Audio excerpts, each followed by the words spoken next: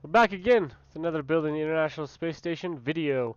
Again, this is being voice overed after the game was already played because well, sometimes Kerbal Space Program doesn't always cooperate. So anyway, here we are with the launch. Of course, right now we would be launching what's better known as the Unity module. Was the second module launched to the International Space Station. It launched aboard Space Shuttle, I believe, Columbia. Yeah, Space Shuttle Columbia. Um, it was launched in 1998 or 1999, one of the two. We first inhabited the station in 2000, and so I know that it was unmanned for about a year and a half, and we had the Unity module, the Zenith module was first, then the Unity module, then the Russians launched. Ooh, what was the name? The Russians. Let me think about this. The uh, Zedzia module, launched by a Proton rocket, and then after that, then it became crewed in July of 2020, July of 2000. So here we go with Node 1, aka Unity.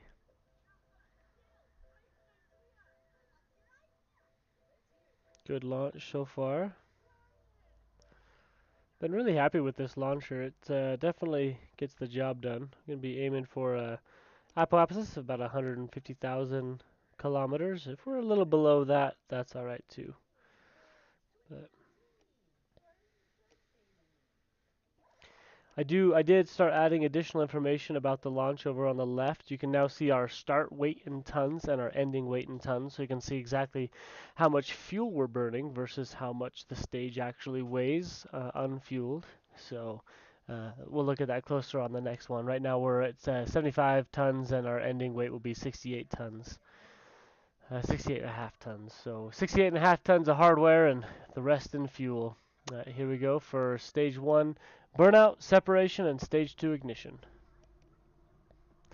Perfect. So we're starting at 54.8 tons, is I think what I saw there for just a second, and we'll be ending at 22.3 tons.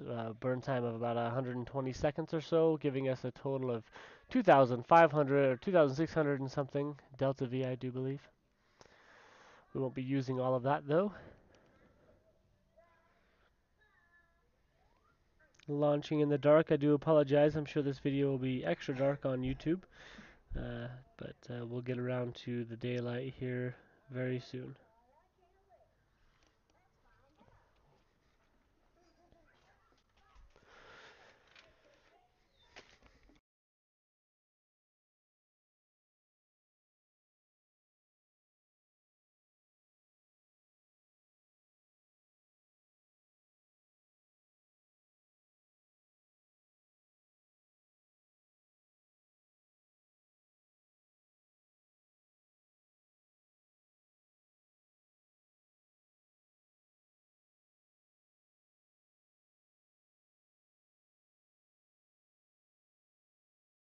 You can see our fairing getting nice red and hot there as we're going pretty quick in the atmosphere still. That's alright. That's what fairings are for. Protect that satellite inside. And we have booster stage cutoff, or BICO, or SECO, second stage cutoff, depending on what you want to call it. Lots of different names for the same event. Gonna coast up a little bit till we get up to 80,000 kilometers, or 80,000 meters, sorry. And we'll separate that fairing, exposing the satellite to the vacuum of space. There it goes. Node 1 is a very good looking module. I was really happy with how it turned out. Coming down to the sunlight now.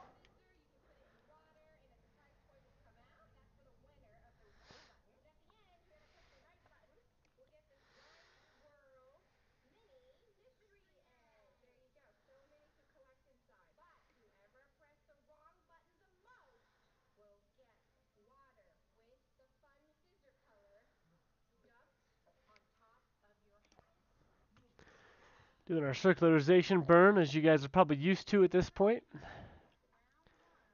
Getting up, don't want to leave that upper stage in orbit. And separation, or the second stage, separation of our upper stage. Burn up, raising our periapsis, making sure that we don't burn up in the atmosphere with that beautiful looking node 1.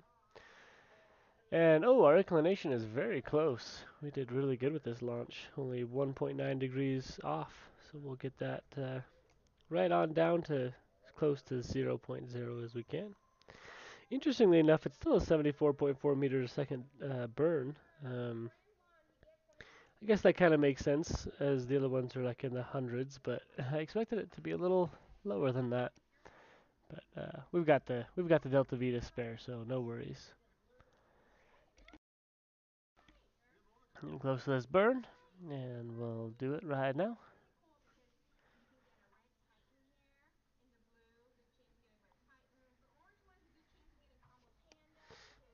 See node 1 there a little bit.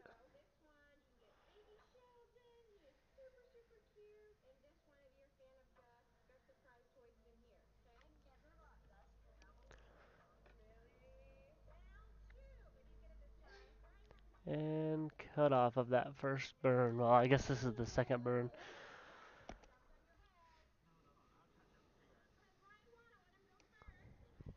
Alright. Let's work on getting us an intercept. Oh, are we, we're matching plane with the wrong object. Oops.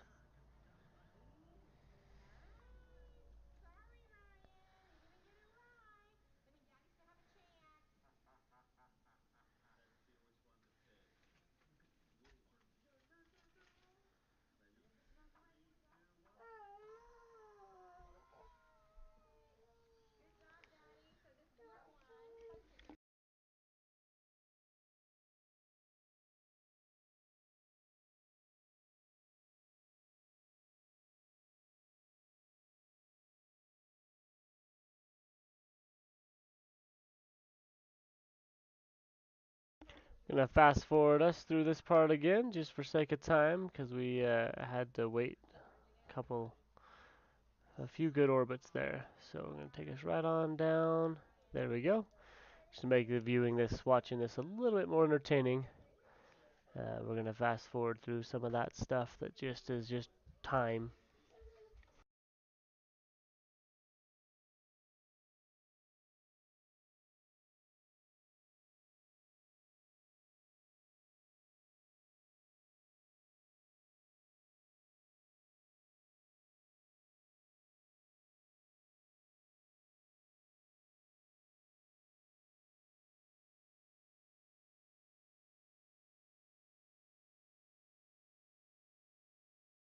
And we're doing our intercept burn now.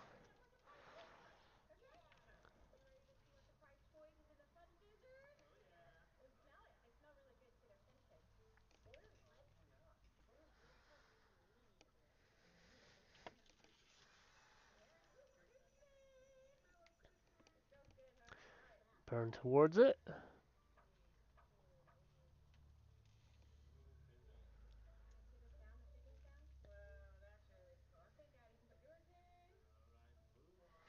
Flip around.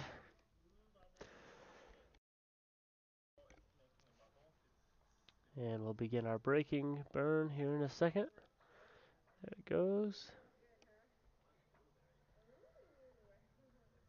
A little closer.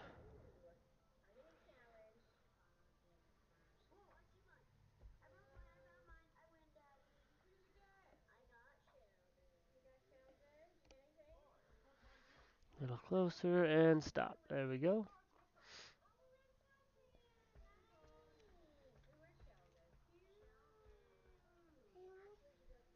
Alright, and now, oh, yeah, make sure we're going to be docking to the right spot.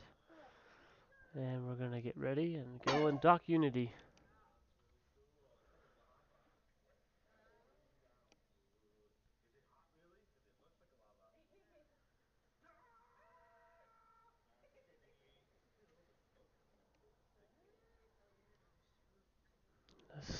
Spin around to get to the quote-unquote front of the station. As you can see, those radiators are pointing towards the designated back of the station. So gotta spin around here.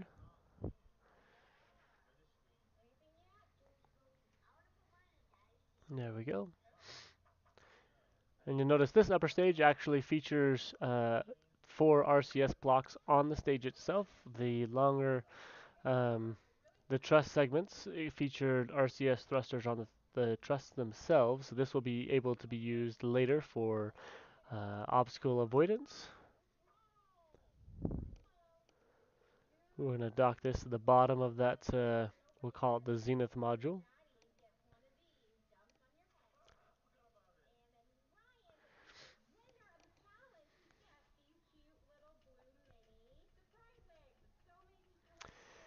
So that door we're looking at now, that is airlock.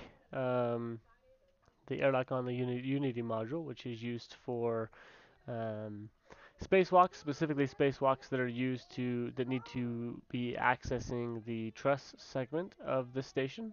There's been a lot of spacewalks recently, as we have been upgrading the power distribution and the batteries on the station, and so all of those spacewalks are in and around the truss system, and so this space dock, airlock I should call it, um, has been used a lot recently. Just getting it lined up.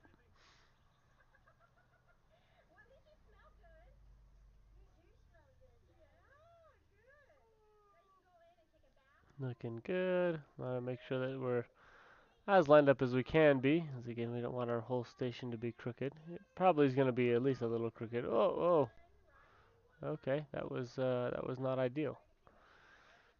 I feel like I'm not sure what you want to call it, magnetism, I guess, that they use on these docking ports. I feel like they've turned them up a little too high. It is nice when you're just a little bit off and it's able to suck you in, but excuse me. Sometimes I feel like they overreact, as we saw there. They kind of just got thrown around for no apparent reason. But that's alright. We'll try it again. Gotta spin to get this oriented the right way.